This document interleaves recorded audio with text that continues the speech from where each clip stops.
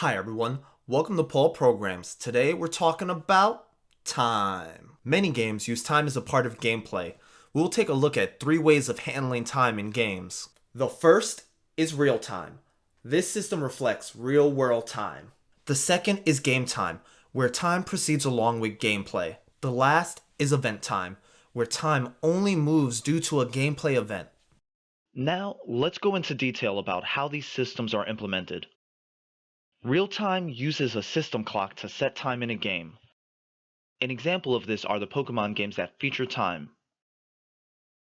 Using system time, if it is morning on your system clock, then it would be morning in the game.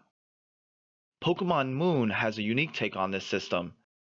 It sets game time 12 hours forward from the time on a system. Game time sets time passage based on a specific interval.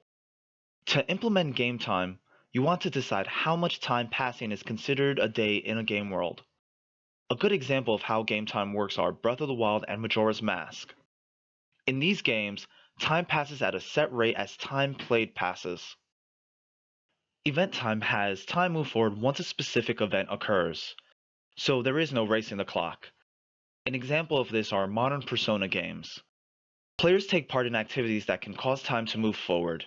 This can be hanging out with a friend after school or leaving a dungeon.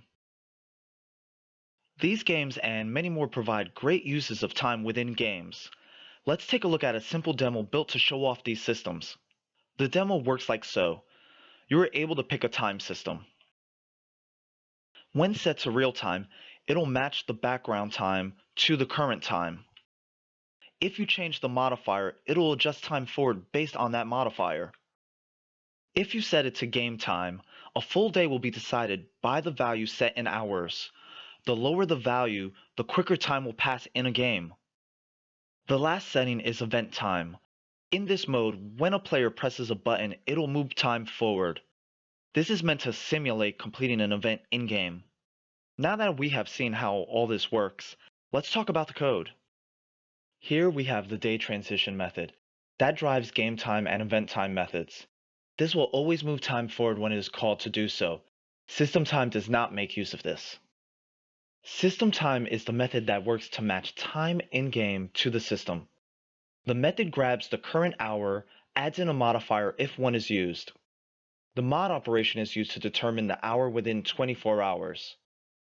The time is then divided by the amount of day states. Game time takes the day duration by hour and divides it by the amount of day states. If our timer is over this, it calls the day transition method, then resets the timer. Event time looks to see if the UI button or keyboard button was pressed. If it was, then it will call the day transition method and reset the press state. This could be modified to check for any boolean to transition time. Hopefully you were able to learn a little bit about how time is handled in games.